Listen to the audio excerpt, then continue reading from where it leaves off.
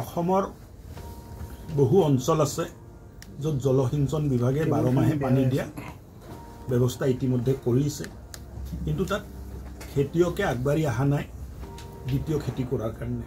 গম ধানে হওক সৰিয়হে হওক এই খেতি কৰিবৰ কাৰণে আগবাঢ়ি অহা নাই। বিভাগ হিচাপে জলসিঞ্চন বিভাগৰ দায়িত্ব হ'ল 12 মাহে পানী দিয়া, কৃষি বিভাগৰ দায়িত্ব হ'ল খেতিয়কক ভালকে খেতি কৰাৰ কাৰণে 12 মাহে খেতি কৰাৰ কাৰণে প্ৰেৰণা যোগোৱা। সো আমি দুই বিভাগৰ মন্ত্ৰী আমি সিদ্ধান্ত লৈছোঁ যে আহা দিনবোৰত আমি ক'ৰবাত গ'লে ফিল্ড ভিজিটত যেতিয়া যাম আমি দুয়ে লগত যাম, অতুলদাৰ নেতৃত্বত আমি যাম, আৰু লগতে কৃষি বিভাগে আমাক য'ত য'ত জলসিঞ্চনৰ ব্যৱস্থা কৰিবলৈ ক'ব তাত আমি জলসিঞ্চনৰ ব্যৱস্থা কৰাৰ কাৰণে চেষ্টা হাতত ল'ম।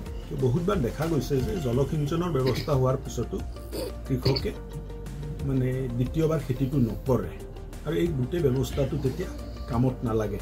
চ' কৃষি বিভাগেও মানে খুব ভাল পাইছে, আৰু মই ভাবোঁ যে তেনেকৈ একেলগত কাম কৰিলে অসমৰ খেতি পথাৰ সেউজীয়া হৈ থাকিব, অসমৰ কৃষি ভাল হ'ব, আৰু কৃষক সকলোকো আমি উপকৃত কৰিব পাৰিম। এনেই অফিচিয়েল পৰ্যায়ত ইৰিগেশ্যন আৰু এগ্ৰিকালচাৰৰ যোগসূত্ৰটো আছে, কিন্তু মন্ত্ৰী পৰ্যায়ত পূৰ্বতে পোৱা নাছিল। আজি আমি যৌথ এখন সভা ইয়াত অনুষ্ঠিত কৰিলোঁ, য'ত ছিনিয়ৰ অফিচিয়েল সকলো উপস্থিত আছিল।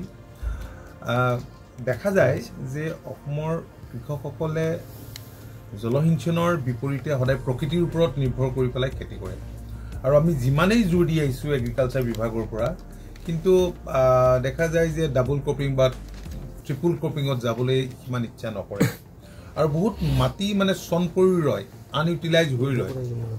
তেনেধৰণৰ বহুত মাটি আছে ৰাজ্যখনত। যে আমি যদি ইনকম বঢ়াবলৈ হয় তেতিয়াহ'লে আমি ডাবল ক্ৰপিং ট্ৰিপুল ক্ৰপিঙত যাব লাগিব। তো মাননীয় মুখ্যমন্ত্ৰীয়ে বিচাৰিছে যে ৰাজ্যখনৰ এগ্ৰি ছেক্টৰটো আৰু আগবাঢ়ক, 12 মাহে বিভিন্ন ধৰণৰ খেতি হৈ থাকক, কমাৰ্চিয়েল ভেলু থকা খেতি হওক, য'ত বাণিজ্যিক মূল্য আছে, আৰু তাৰ কাৰণে যৌথভাৱে কাম কৰিবৰ কাৰণে আমাক এডভাইচ কৰিছে। এগ্ৰিকালচাৰ কমিশ্যনো মুখ্যমন্ত্ৰী ডাঙৰীয়াই গঠন কৰি দিছিল, কমিশ্যনৰো তেনেধৰণৰ ৰিকমেণ্ডেশ্যন আছে।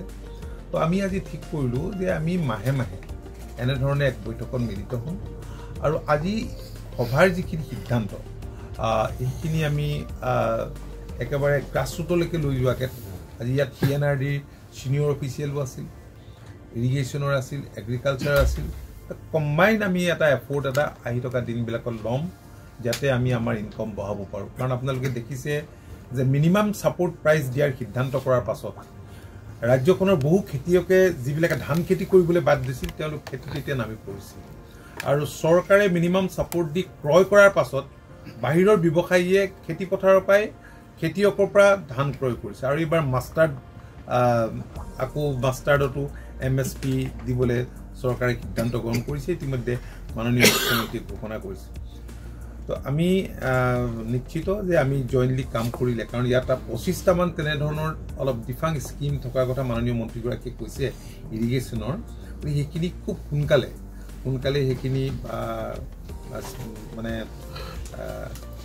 কাৰ্যক্ষম কৰিবৰ কাৰণে যাৱতীয় ব্যৱস্থা গ্ৰহণ কৰিব, আৰু এই ক্ষেত্ৰত PNRDৰ যদি ছাপৰ্ট লাগে, MGNREGA বা অন্যান্য আঁচনিৰ জৰিয়তে সেইখিনি তেওঁলোকেও ছাপৰ্ট দিব।